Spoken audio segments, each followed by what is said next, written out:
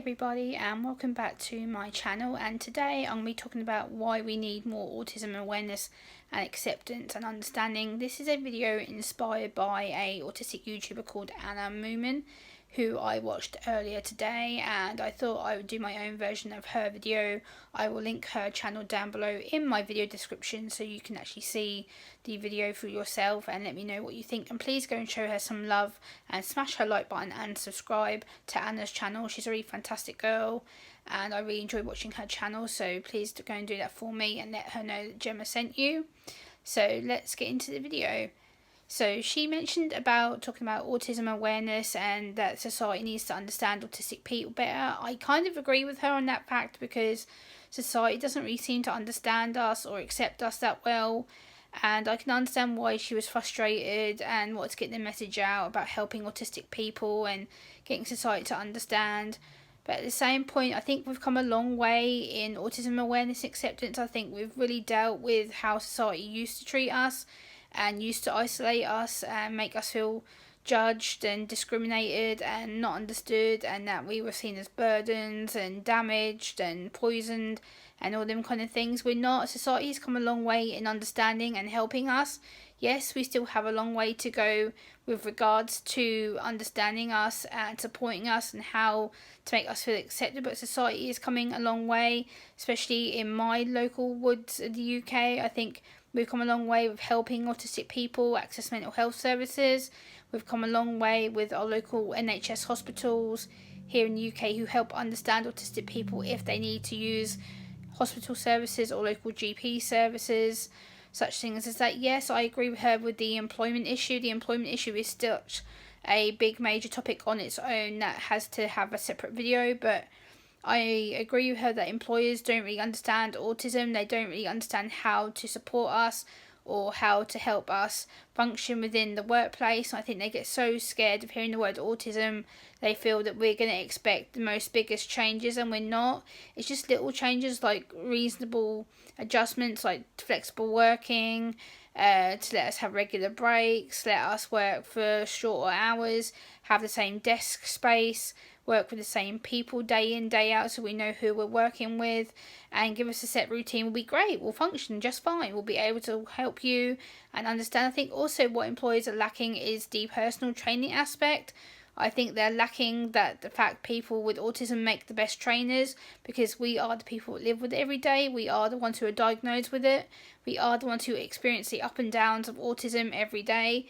Every day is not easy, you know. It's a challenge. You can be, one day can be all good and woohoo, yay, and then the next day you can be really down, anxious, scared, nervous, not knowing what to expect of you and not knowing what society expects of you. Also, having the personal training, I think, helps to have more authenticity and more personal experiences, the better, because it helps people understand you. It helps people understand what autism is from a more personal aspect, because it's all good having people who don't really know about autism come in and train you, but having the more personal touch helps you relate more to the actual person of how to support another autistic person, because once you've met one autistic person, we're all different. We're not all the same. We all have different strengths, qualities, weaknesses. We all have different sensory issues.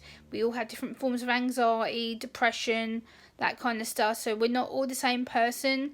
So autism is such a spectrum that we're all different. We're all on different wavelengths of the spectrum. So I think for us, society has such a long way still to go with regards to helping us understand our autism, and by working together I think that we could really help each other benefit. And I think that society has come a long way, but the same point is the fact that reasonable adjustments still aren't being met. The mental health support still isn't being met, and I think for a lot of people that is scary. And autistic people sometimes just need a little bit of, how are you? Do you need help today? Would you like to be part of our social situation? Do we need anything to help you? Do you need reasonable adjustments? Do you need to be working a shorter time scale? Just little things like that to take part and understand us a little bit more. We don't need the whole world given to us, but you know, it would be good for people just to stop saying things like, oh, well, you know, you're female and you can't possibly be autistic, or, you can't possibly be as anxious as what you are. And I agree with that to that point too. I agree that a lot of comments are like, oh, well, can you really be autistic? You function and, you know, you're polite and you socialise, yes, but the physical and mental effort of having to do this day in, day out is exhausting. And if you don't know that someone's autistic, you can't tell by the outside of someone that they're on the autistic spectrum, because everyone's different. Whereas for me, I'm quite obvious. I have bad eye contact, I have bad posture, I'm very anxious around people who I don't know, but I soon get to know people if you give me a chance. But at the same time, I am socially inappropriate sometimes. I can get very, very overwhelmed quite easily. I have problems with my sensory issues such as high-pitched noise. I have problems with smell. I don't really like being around large groups of people. It kind of frustrates me, makes me feel a bit like, whoa, what's going on kind of thing. But at the same time, I think society is learning to adjust. I think society is learning to understand that we are people who need just a little bit more support than the neurotypical person. And no offence by the word neurotypical. Neurotypical just means someone who is non-disabled and doesn't really identify with the disabled community or have any form of physical or emotional mental disability that I'm aware of. And also she brought up a point about a local article about a little autistic boy called Freeman. I'm going to touch on this very, very briefly and be very careful what I say, but I read the same article that she puts into question and about the mother supposedly killing her autistic child. And this happened in London, which London from me is about, by car about 2 hours, by train about an hour and 5 minutes. And the little boy had severe forms of autism. He was non-verbal. He also had underlying disabilities that made him have more serious health issues. And apparently the mum got so frustrated with him, couldn't deal with him, and she decided to basically end his life. And the little boy was only 10 years old, but at this point in time the mother has not been charged. She is still being held in police custody as far as I know. Her trial is due to resume in November, so I will link the article in the video description if you want to read about what happened to little Dylan.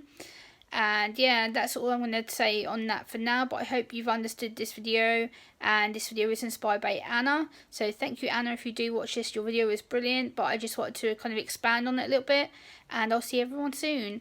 Bye, guys.